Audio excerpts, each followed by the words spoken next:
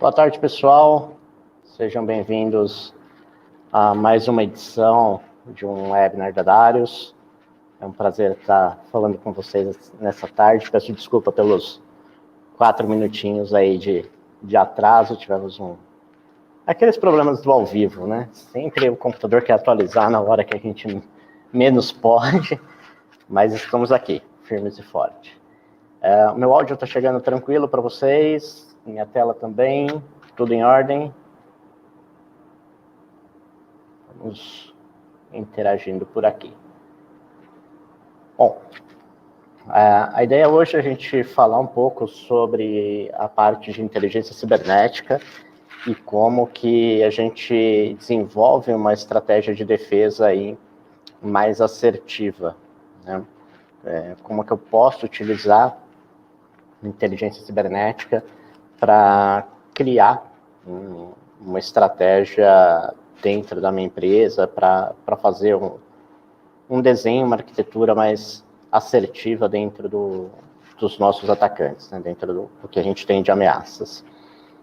Para quem ainda não me conhece, meu nome é Thiago Bordini, eu já estou na área aí há mais de 20 anos.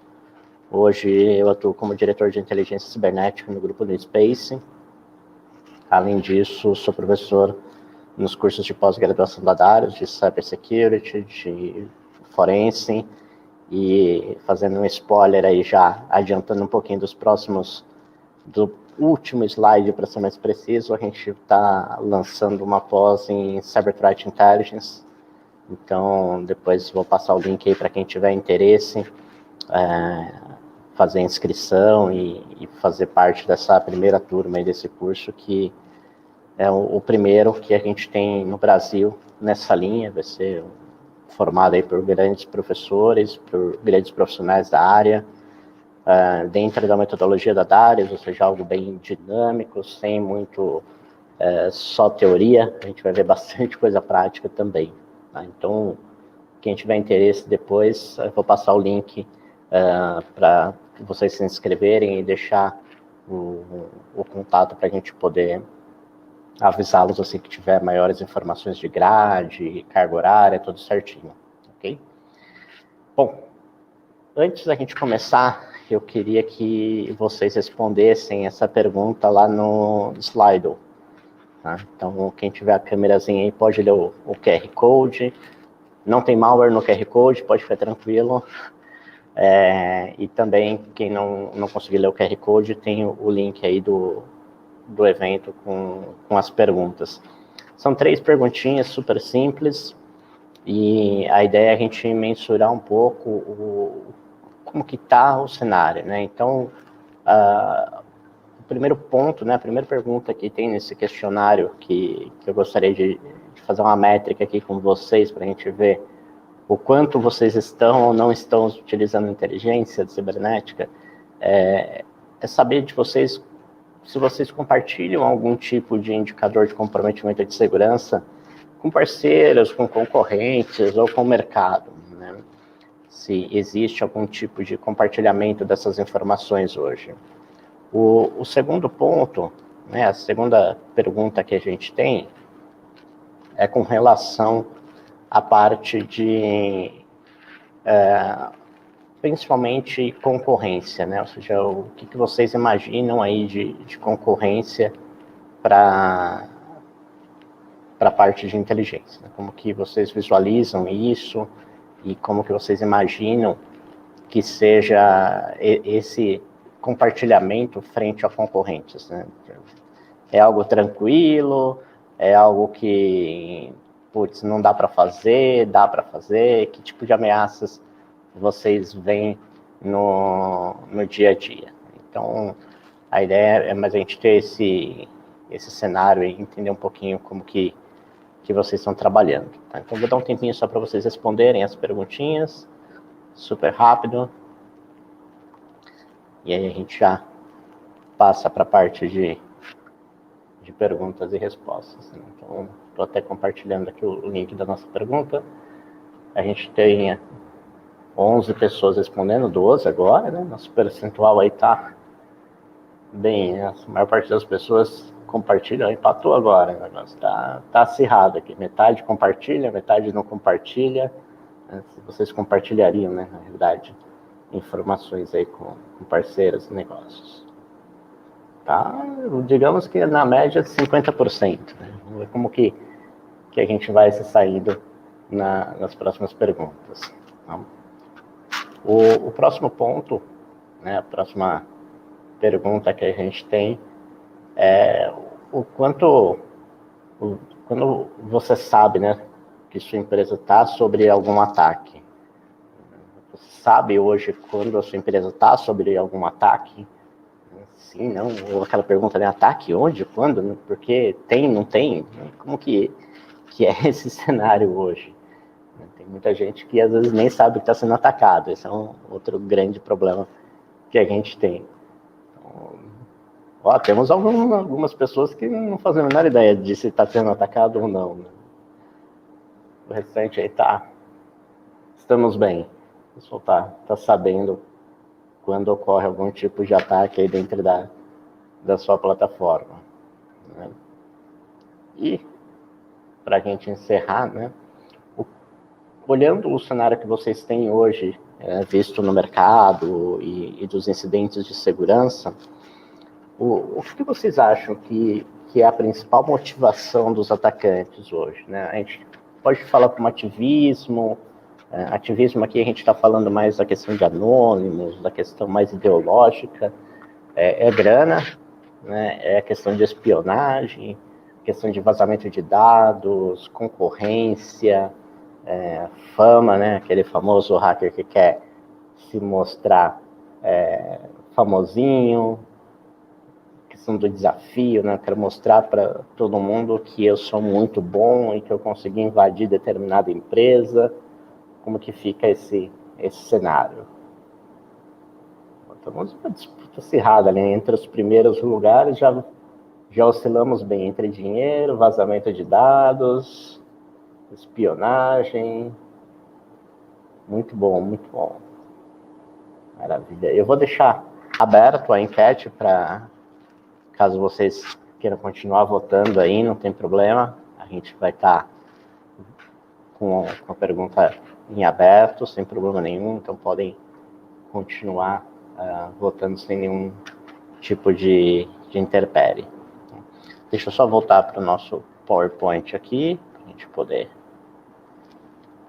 voltar para o nosso material.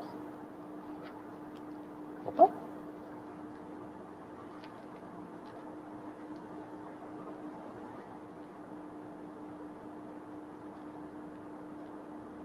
Vamos lá.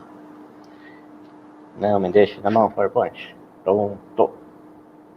Voltou. A ideia das perguntas é justamente a gente tentar enumerar um pouquinho dos principais problemas, né? Hoje a gente vê que as empresas investem dinheiro, e ainda assim continuam vulneráveis, os ataques continuam ocorrendo, ou seja, fica sempre aquela dúvida, né? Eu estou aplicando dinheiro da forma correta, estou comprando soluções adequadas, estou com um time capacitado, estou fazendo o desenho da minha arquitetura de segurança da forma correta. E como que fica tudo isso, né? O principal ponto aqui é que essas ferramentas, na maior parte das implementações, elas não nos respondem algumas perguntas que são extremamente importantes, né?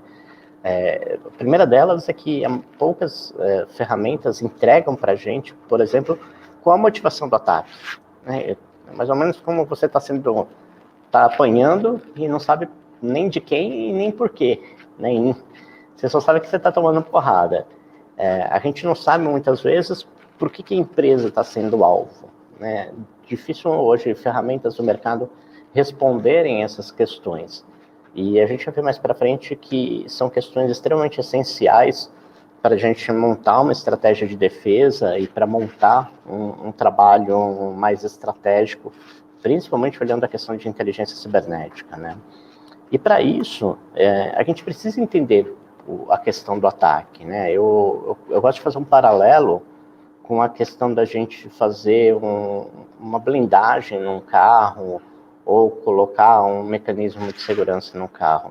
Se eu for blindar um carro para andar em São Paulo, é um tipo de blindagem. Se eu for blindar um carro para andar nos Estados Unidos, é outro tipo de blindagem, porque muda o armamento, muda a forma de abordagem. Se eu for andar com um carro no Afeganistão, eu tenho que usar outro tipo de blindagem. Então, eu preciso entender qual é o armamento que eu vou precisar estar blindado, como que ocorrem os ataques, para que eu tenha uma blindagem mais assertiva. Então, conhecer quais são os ataques, conhecer como que os atacantes atuam, fazem total diferença para a gente montar essa estratégia de defesa, né?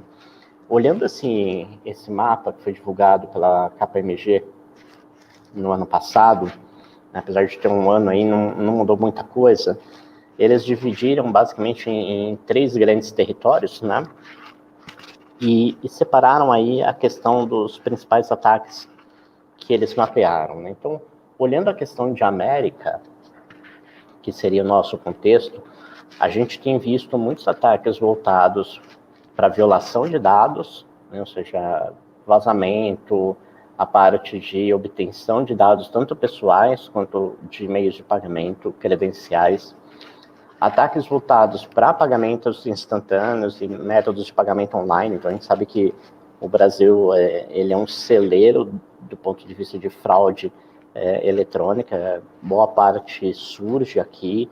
Nós somos, talvez, top 1 aí no mundo na questão de criar modelos de fraude eletrônica, né? Algo que já ocorre há muito tempo aqui. E o brasileiro ele é bastante criativo nesse sentido.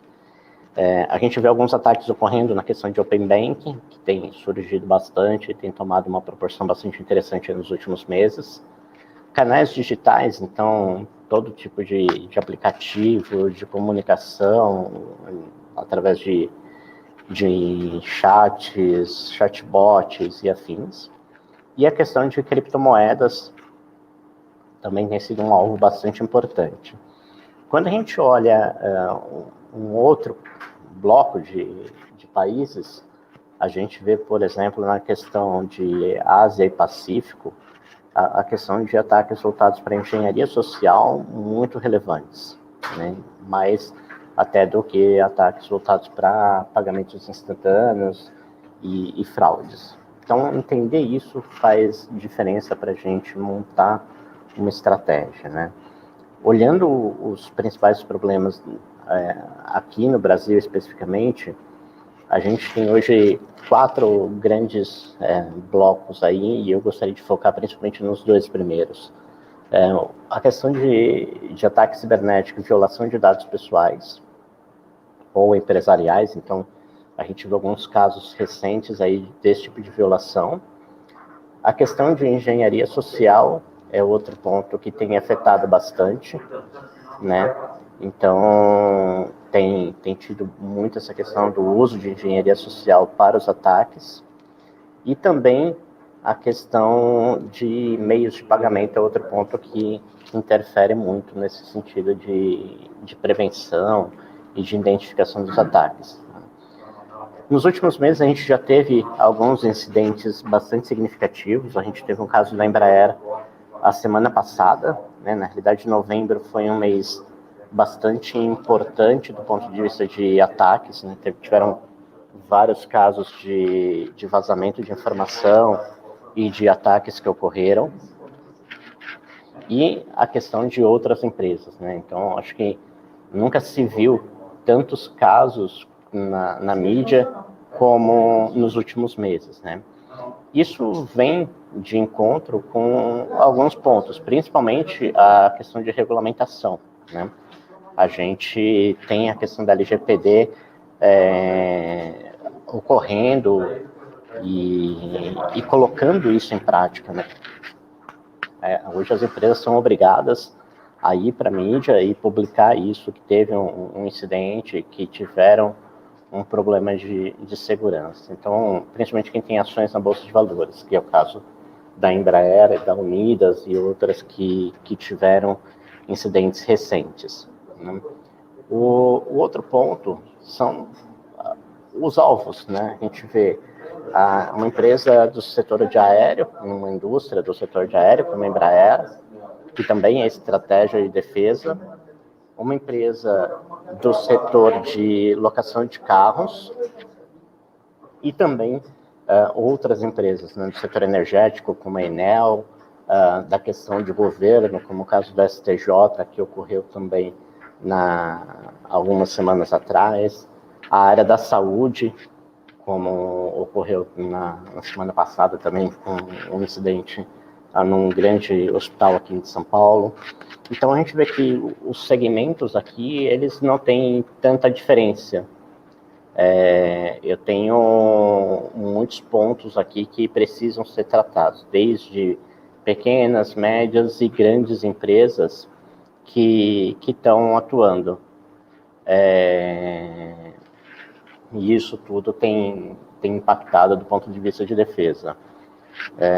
O outro ponto é a questão do que pode ser feito, né? A gente vê que empresas preparadas como a Enel, como o STJ e outras empresas têm já uma estrutura de segurança e também precisam, né, trabalhar, ou seja, isso a gente tem que colocar muito bem dentro do segmento, né? Como que eu vou estruturar isso? Será que fazer a segurança no setor da saúde ou no setor energético é muito diferente? Óbvio que tem suas peculiaridades, mas a gente tem muitas coisas em comum e muitas coisas que dá para aproveitar, tá? Então, são itens aí que a gente vai tratar. Dentro da estratégia de defesa, a gente tem alguns pontos que são bastante significativos, ou seja, eu preciso, para me defender, entender alguns pontos. O primeiro deles é como as informações mencionadas, né, elas podem fazer algum tipo de diferença numa estratégia de defesa, ou seja, será que eu olhar o meu concorrente me ajuda a montar uma estratégia de defesa? Será que eu conhecer os ataques a empresas do mesmo segmento, ou até mesmo a concorrentes, me ajuda a montar uma estratégia de defesa melhor? Entender o atacante, né? Esse é um ponto que é bastante significativo. Eu gosto de usar muito aquela questão que o Globo Repórter usa, né? De como vivem, como eles se reproduzem, do que se alimentam, né? Então a gente precisa entender quem é o meu atacante para conseguir montar uma estratégia de defesa. Isso tudo a gente hoje dificilmente consegue com ferramentas de mercado. E aí onde acaba entrando a questão de inteligência cibernética, ou seja, a gente conseguir ter esse tipo de visibilidade correlacionando informações coletadas na internet, né? Quando a gente olha quem é o nosso inimigo, muitas pessoas têm a visão de que o nosso inimigo ele é aquele adolescentezinho que está em casa, que não tem o que fazer da vida e que está a fim de provar o seu conhecimento. Enfim, isso ocorre? Ocorre, não, sem dúvida nenhuma. Mas ainda assim, não são os ataques mais relevantes, né? Esses ataques eles acabam sendo mais brandos, eu diria, ou com impacto bem menor, né? Porque justamente a capacidade técnica ou a estruturação do ataque, ela acaba sendo menor, né? E quando a gente olha isso frente ao cenário atual, a gente vê que a realidade ela é um pouco diferente, né? Cada vez mais a gente vê ataques direcionados para a questão de coleta de informações, sejam informações pessoais, informações estratégicas, informações de concorrências. A gente teve o caso da Embraer, hoje saiu a notícia da Pfizer, também que notificou um incidente de segurança. Empresas do próprio setor de segurança, como a Fariai, que é um dos grandes players do mercado, teve também incidentes, ou seja, todo mundo está sujeito. E a coleta de informações hoje ela é massiva, seja por um atacante, seja por governo, por concorrência e todos os outros, né? Outro ponto são os ataques direcionados a transações financeiras. Precisa de um financiamento. O dinheiro movimenta também o lado criminoso. Então, eu preciso de grana para comprar servidores, para gastar com links de internet, para comprar VPNs, para se blindar. Ou seja, o atacante também precisa de dinheiro.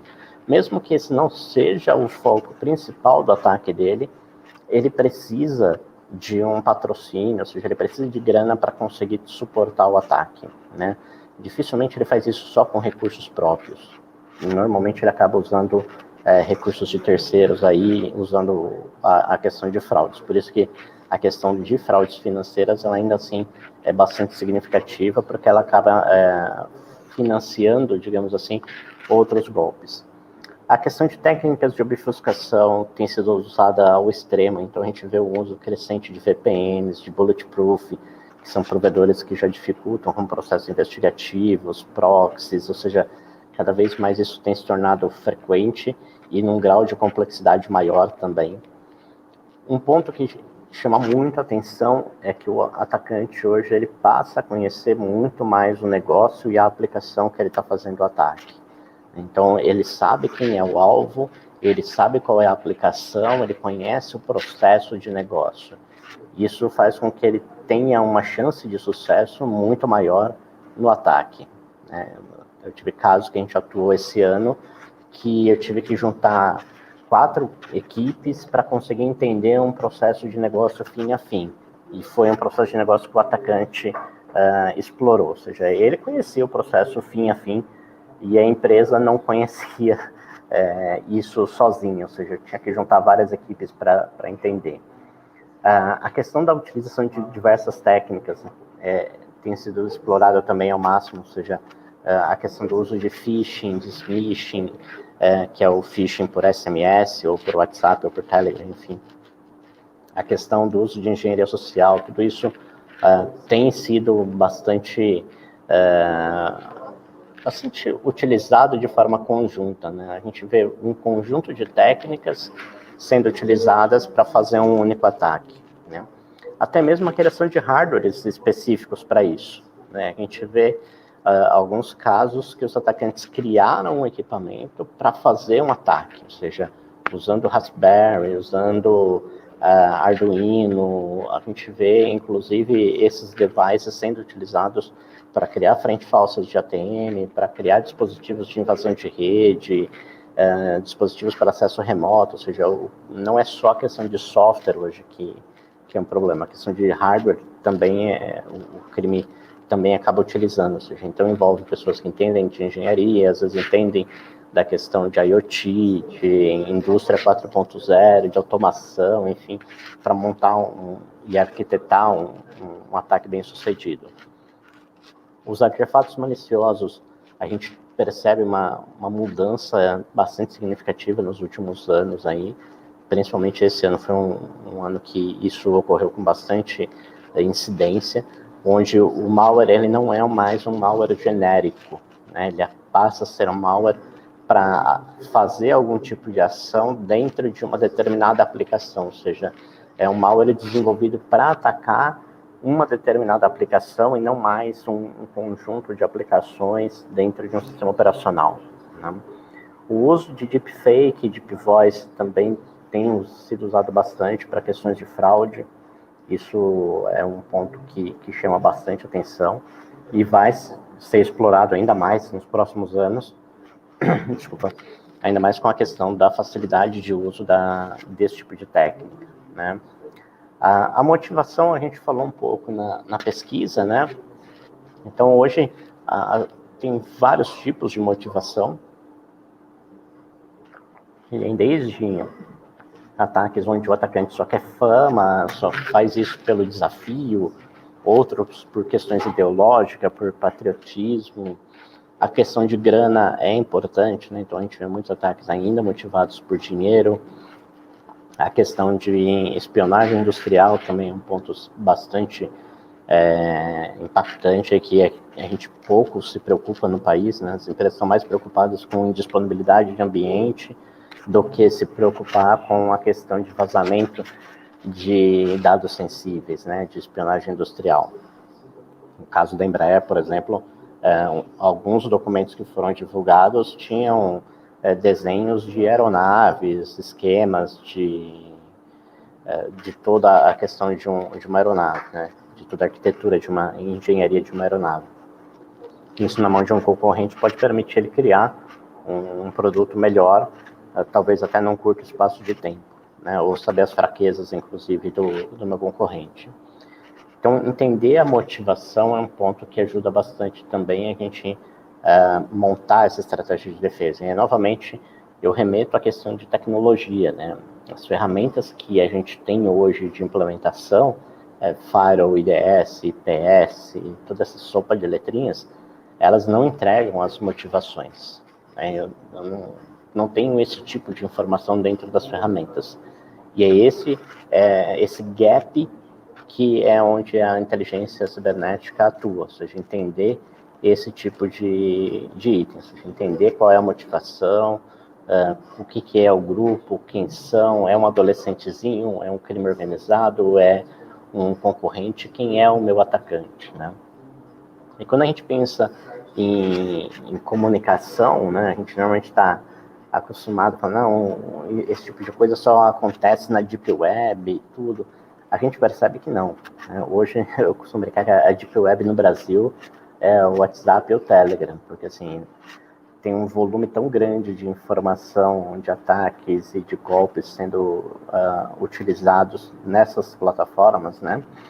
Que o volume na Deep Web acaba sendo bem menor. E a gente vê outros canais de comunicação sendo utilizados que poucas pessoas utilizam ou são desenhados para outro tipo de solução. Né? Por exemplo, o próprio Facebook, o Instagram, a gente vê a questão do uso do Facebook Messenger, do Direct, do Instagram, programas já bastante antigos, como o ICQ, Mir, que ainda são bastante utilizados pelo lado criminoso da coisa.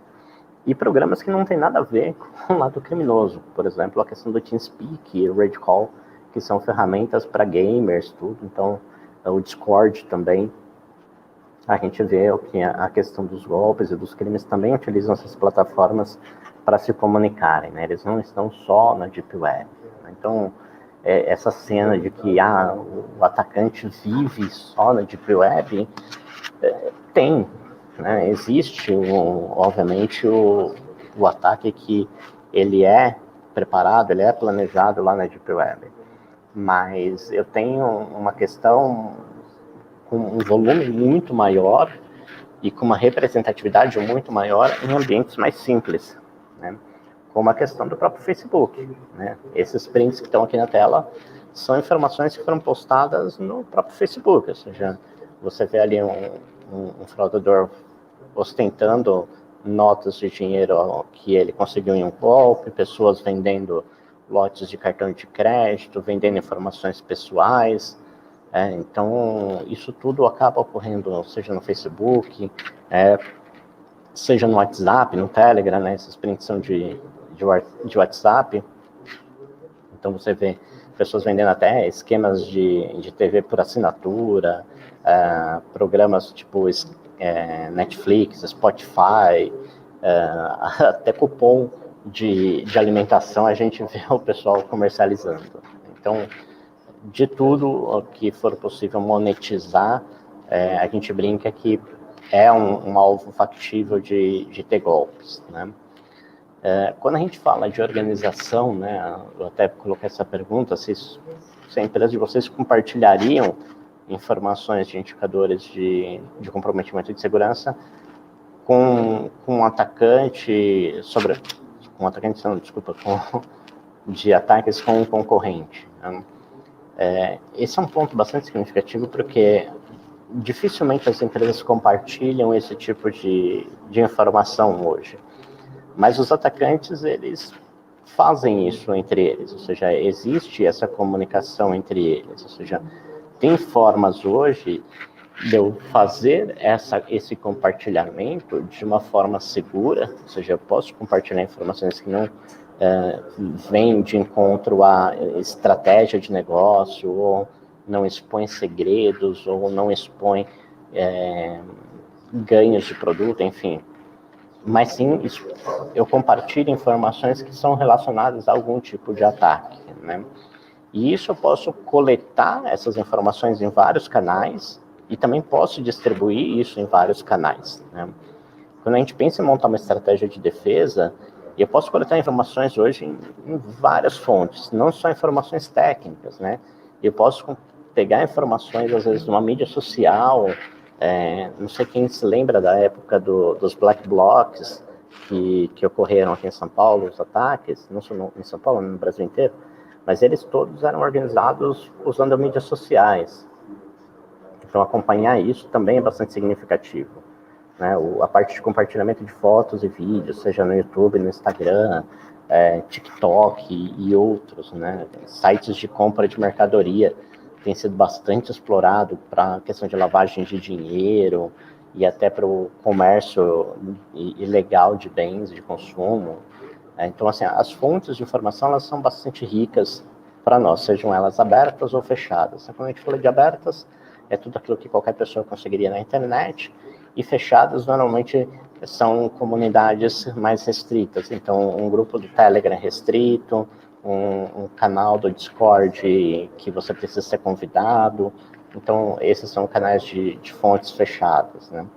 E como que eu posso usar essas informações dentro de uma estratégia de defesa, né? Eu trouxe alguns exemplos que fica mais fácil da gente elucidar, né? Então, esse é um print, por exemplo, no Facebook, de um conjunto de cartões de crédito. Então, tem ali o começo do cartão de crédito, né? São geradas, né? São informações que são geradas pelo atacante.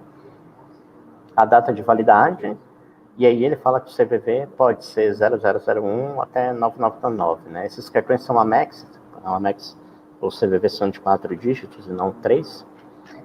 E aí ele distribui isso abertamente, ou seja, pensem que vocês sejam, por exemplo, um e-commerce. Vocês podem coletar essa informação, por exemplo, de modo que, caso tenha uma transação oriunda de um cartão deste publicado na internet, vocês já consigam minimamente aumentar o score de risco dessa transação, né? Se vocês trabalhassem, por exemplo, num banco, um emissor desses cartões, vocês poderiam pegar esses cartões e já notificar os clientes que esses cartões foram comprometidos, fazer um rollout desses cartões. Então, a ideia de usar inteligência cibernética aliada à estratégia de defesa é justamente esse ponto, a gente poder pegar informações que estão na internet e retroalimentar sistemas internos, sejam sistemas de prevenção à fraude, sistemas de defesa, às vezes até processos de negócio. Muitas vezes a gente vê, nesse segundo exemplo aqui da direita, na verdade os dois, né, são esquemas de aprovação, ou seja, como que eu consigo aprovar compras em um determinado e-commerce utilizando cartões divulgados naquela tela anterior, né? Então, a gente vê que muitas vezes eles exploram a questão da engenharia social, da questão de falhas no processo, né? Isso tudo a gente precisa entender. Teve casos, por exemplo, de uma operadora de TV a cabo aqui em São Paulo, que em determinado período ela não validava o CVV, né? Você colocava o CVV do cartão, mas ela não validava. E aí, se o CVV fosse 000 ou 999, ele aprovava a compra tranquilamente. E isso foi divulgado em vários grupos, então o volume de fraude, consequentemente, aumentou, né? Ou seja, os atacantes conheciam os processos, né? Outro é você usar isso também para identificar até a questão de vazamento de dados, né? Esse é um caso de um fórum que o atacante estava vendendo, na realidade, uma base de dados aí com mais de 1 milhão de pessoas, né, de brasileiros, divididos aí em 7 arquivos, né, totalizando quase 40 milhões de registros no total. Isso, nessa informação, ele não passa qual é a instituição, não passa nenhuma informação do ataque, né, mas ele fala, olha, o banco de dados tem mais de 100 gigas e eu estou vendendo por 100 mil dólares. Se eu sou um grande banco, por exemplo, eu não vou pagar 100 mil dólares, obviamente, até porque a gente não incentiva a pagar para a obtenção desses recursos. Mas eu posso, por exemplo, tentar uma interação com esse atacante do ponto de vista de, olha, eu estou interessado, me mostra uma prévia desses dados, deixa eu ver se realmente é verdade o que você tem ou não. Nesse caso em específico, a gente acabou atuando e ele mostrou algumas informações para a gente, né? A primeira delas, na esquerda, ele mostra, dá para ver o nome de campo e nome de tabela da base de dados, né, de algumas bases de dados e a quantidade de registros. E do lado direito, ele tem os arquivos .sql, que são os dumps do banco de dados que ele extraiu. E aí ele utilizou uma ferramenta que ele extrai o banco de dados, ele gera o arquivo com o mesmo nome da base de dados. Então, ou seja, eu posso pegar o nome da base de dados ali e ver se é uma base de dados que existe dentro da minha plataforma, né? Vamos supor que ele falasse assim, olha, essas informações são do banco A e eu sou do banco A. Beleza, eu vou lá nas minhas bases de dados e olha, eu tenho alguma base de dados que tem essas nomenclaturas, que tem esses campos, que tem esse volume de dados? Tem. Putz, então realmente o cara pode estar falando a verdade e realmente os dados podem ser da minha instituição. Ah, não tem. Então, ok, não sou eu o alvo, né? Pode ser meu concorrente, mas eu vou ficar atento e monitorar esse tipo de atividade. Então, às vezes a gente usar essas informações de estratégias de inteligência e contra-inteligência, né? Você interagir com o atacante, de saber explorar essas questões estratégicas, né? Acaba ajudando a gente a saber se eu sou a vítima ou não, montar um mecanismo de defesa, montar um tuning dentro das minhas ferramentas de alerta, de thresholds e tudo mais, ou até vasculhar se já não ocorreu esse incidente dentro da minha estrutura, né? A gente vê um outro ponto bastante importante da questão do próprio compartilhamento, né, que eu comentei. Acho que o setor financeiro aqui no país é um dos que aplica isso com maior incidência e de uma forma bastante eficiente, né? A Febraban inaugurou agora recentemente um grande laboratório de segurança, onde o objetivo é compartilhar informações técnicas e avaliações aí entre os prestadores e as instituições que fazem parte da associação. E, obviamente, promover um ecossistema ali de segurança, né? Principalmente bancos, quando você pega para analisar, por exemplo, um malware bancário, o malware ele ataca o banco A, B e C, e hoje você tem a equipe do banco A trabalhando na análise, a equipe do banco B trabalhando na análise, a equipe do banco C trabalhando na análise, só que elas não se conversam entre elas, e você tem 3 times trabalhando para resolver o mesmo problema, né? Então, será que compartilhar informações de um malware não seria factível entre essas empresas, né? O quanto isso vai expor segredos de negócio ou de produto ou serviço? Essa é a ideia, a gente poder compartilhar. A gente brinca que quando a gente tem combate ao crime, não existe concorrência, né? Todo mundo tem que se colaborar aí para montar uma estratégia de defesa, né? Agora, dia 1º de dezembro, o Ministério da Defesa acionou aí, na realidade, o Exército, né? Acionou o Sistema Militar de Defesa, que é um grande monitoramento aí dos ataques e de tudo que tem ocorrido de incidente de segurança, seja em órgãos públicos ou até em instituições parceiras, para justamente poder notificar e ajudar nessa questão do combate aos ataques cibernéticos, né? Então, hoje quem está encabeçando isso é o Exército, lá em Brasília, que é o órgão responsável pela área de defesa, pelo espaço de defesa cibernética no país, né? Então, a gente vê que esses compartilhamentos, eles têm ido, felizmente, para um cenário positivo, né? E o que a gente vê para os próximos anos, né? O cenário para o próximo ano é um cenário nebuloso, é um cenário bastante pessimista?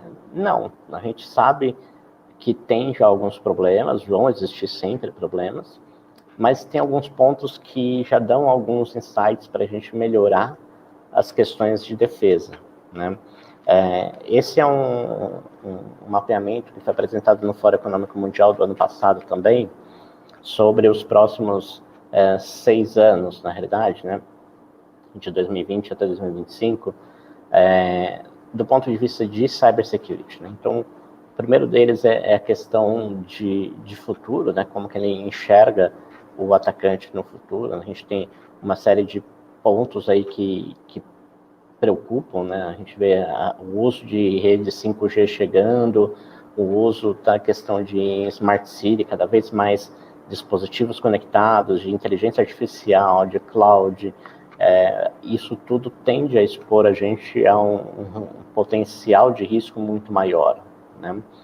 Quando a gente olha o segundo item, né, a gente vê que as capacidades globais de investigação, elas também estão necessitando crescer. Ou seja, a gente viu recentemente um incidente aqui no Brasil que afetou um órgão governamental e a atuação das forças para conter o ataque, para identificar, para investigar, isso ainda é bastante isolado no país e precisa de muito mais investimento.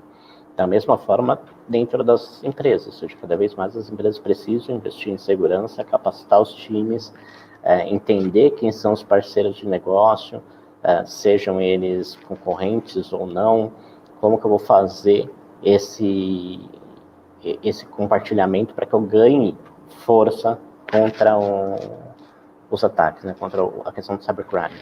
Outro ponto que o Fórum Econômico Mundial acaba pontuando de uma forma bastante significativa, né, colocando de uma forma bastante significativa, é a questão do compartilhamento, né, e de parcerias entre o setor público e privado, né. A questão do sistema de defesa que foi lançado agora em dezembro, ele visa justamente isso, permitir, inclusive, a integração entre órgãos militares e órgãos civis, no compartilhamento de informações e no compartilhamento de indicadores de segurança. Então, isso precisa existir, precisa evoluir para que a gente consiga uma estratégia de defesa mais assertiva e que tenha resultados, né, mais eficientes também.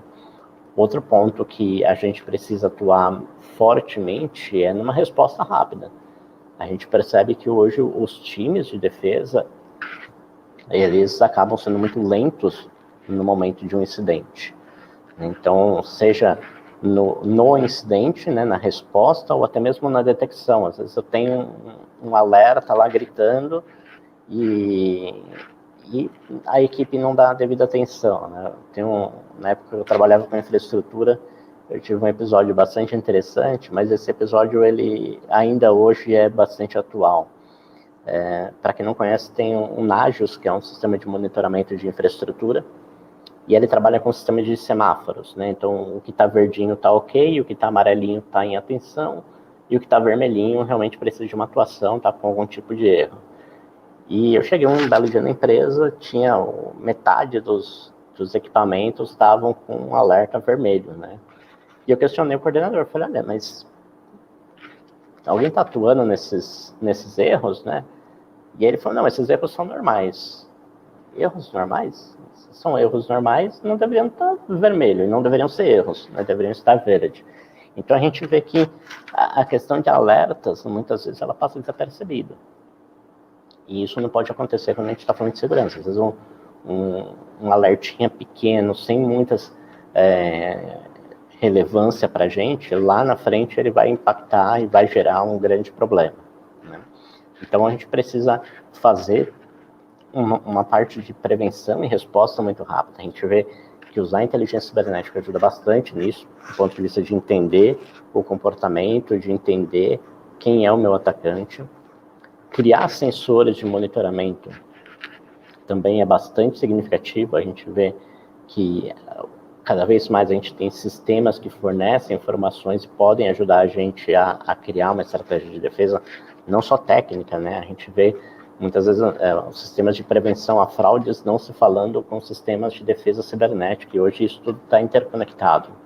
Eu preciso que esses sistemas se falem. Análise comportamental, perícias, quantas e quantas empresas fazem processos de busca e apreensão e atuam com a perícia dos equipamentos depois para extrair inteligência, né? Usar estratégias de contra-inteligência, como esse exemplo que eu coloquei, interage com o cara, tenta entender, tenta identificar uma possível informação, se é da sua empresa ou não. Isso ajuda a gente a mapear o incidente, se ocorreu ou não dentro da nossa estrutura. A parte de análise de artefatos maliciosos. Quantos e quantos artefatos maliciosos as empresas recebem diariamente nas caixas dos seus colaboradores? quantas pegam esses artefatos maliciosos e geram um simples hash do arquivo para criar uma blacklist. Pouquíssimas. Né? Então, são coisas simples que já ajudam a diminuir boa parte dos problemas. Né? Fraudes com cartão de crédito, então usar ferramentas que possam apoiar esse mapeamento de cartões comprometidos, endereços IPs, credenciais. Esses vazamentos ajudam a enriquecer sistemas de prevenção à fraude. Monitorar ações ilícitas contra o setor ou contra a minha empresa também ajuda bastante a gente entender de quem eu estou apoiando e por que eu sou o alvo, né? Ou por que o meu segmento tem sido alvo. Compartilhar informações, né? Os indicadores de comprometimento, ou IOCs, aqui a gente precisa quebrar um pouco desse paradigma de que eu não posso compartilhar informações, não posso... o meu concorrente é meu concorrente, ele que se dane. Não, quando a gente fala de defesa cibernética e prevenção a fraudes, não é bem assim. A gente precisa compartilhar algumas coisas, porque senão a gente sempre vai estar atrás. Tá? Existem uma série de formas de se fazer esse compartilhamento. Tá? Então, se vocês procurarem aí na internet, tem uma série de ferramentinhas. Quando a gente fala de artefatos maliciosos, aí a gente tem um projeto bem bacana, que é o MISP, que é um projeto gratuito, inclusive. Então, putz, a minha empresa não tem grana para comprar uma solução de sandbox que custa fortunas. Cara, começa com o MISP, que é um projeto open source, gratuito, e já te ajuda a integrar e compartilhar informações, né? Quando a gente fala de credenciais, principalmente do projeto da Have Been Pounded, né? Todo mundo usa o Have Been Pounded para saber se o seu e-mail vazou na internet. Mas existe uma funcionalidade do Have Been Pounded que é para saber se aquela senha já vazou na internet. Então, diferente de você saber que o seu e-mail vazou, é importante saber se a sua senha que você está utilizando também vazou. Né? Então, eu posso integrar isso dentro da minha plataforma. Pensando, por exemplo, num cadastro dentro de uma plataforma, eu posso validar se aquele conjunto de usuário e senha que o meu cliente está inserindo na plataforma já consta, por exemplo, na base do Have Been Pounded. Fala para ele, olha, essa senha você não pode utilizar porque ela já vazou em algum momento na internet. Né? Então, são coisas simples que ajudam a gente a montar uma estratégia de defesa mais assertiva. Né? Outro ponto é a questão das equipes treinadas e capacitadas. A gente vê um despreparo absurdo nesse sentido, até pela escassez de treinamentos. Né? Como eu comentei, a gente está lançando a primeira pós em Cyber Threat Intelligence, que justamente não tem isso. Então, treinar equipes é algo que precisa ocorrer aí com uma incidência maior. Tá? Então, até pegando esse gancho do treinamento, tá aqui o QR Code para quem quiser saber mais a respeito dessa pós-graduação que a gente está lançando. Façam o cadastro no site através do QR Code. Prometo que a gente não vai mandar spam, só vai mandar informação referente ao treinamento. A gente está bem aderente aí com as questões da LGPD, é algo que tem levado bastante a sério. E espero poder encontrá-los nessa primeira turma, poder bater um papo com todo mundo, presencialmente ou remotamente, se a pandemia ainda persistir até lá. Mas a ideia é que a gente possa trocar essas experiências e conversar e agregar conhecimento e conteúdo aí para todo mundo. Basicamente era isso que eu tinha para passar. Tem os contatos da Darius, no começo da apresentação tinha os meus contatos também. Se der uma googada, tem mais informações aí a respeito do meu nome e meus canais de contatos. Tá? Eu acho que a gente tem algumas perguntas. Temos tempo para perguntas, pessoal? Como estamos de timing aí? Vamos consultar os universitários aqui para a questão de timing.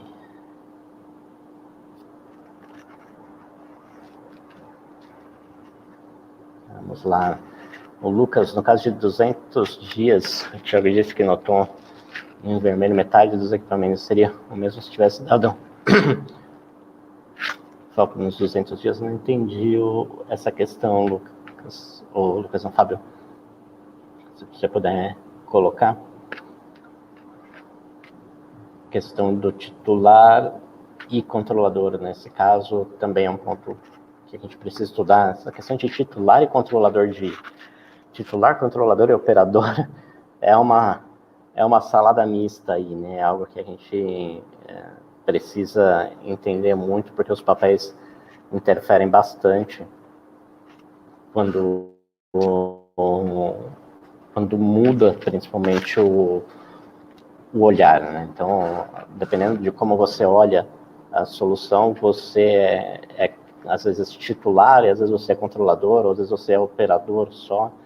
Então, precisa entender um pouco do negócio para falar melhor aí esse caso. Temos algumas outras perguntas.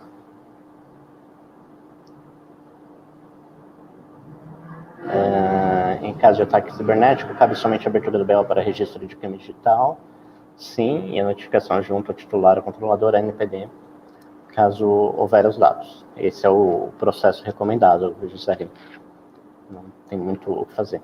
Para quem está em São Paulo, foram abertas 4 delegacias, se não me engano, 4 delegacias especializadas nessa parte de crimes eletrônicos e de fraudes, né? Então, daria para interagir aí. A gente tem para a parte de comércio eletrônico, tem algumas delegacias mais especializadas só nessa questão de crimes eletrônicos, mas hoje qualquer delegacia civil pode registrar um boletim de ocorrência contra crime cibernético e atuar na investigação. Tá?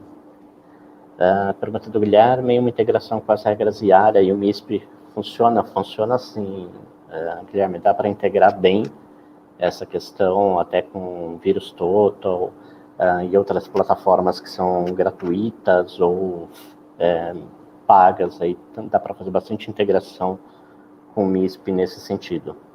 Então, a gente, inclusive, vai falar de MISP na pós-graduação. Tem uma disciplina que a gente vai brincar bastante com o MISP, com o Maltigo, que é uma outra ferramenta também de análise e correlacionamento de informação. Tá? Vamos ver se temos mais perguntas. Eu acho que eu passei por todas aqui que estavam.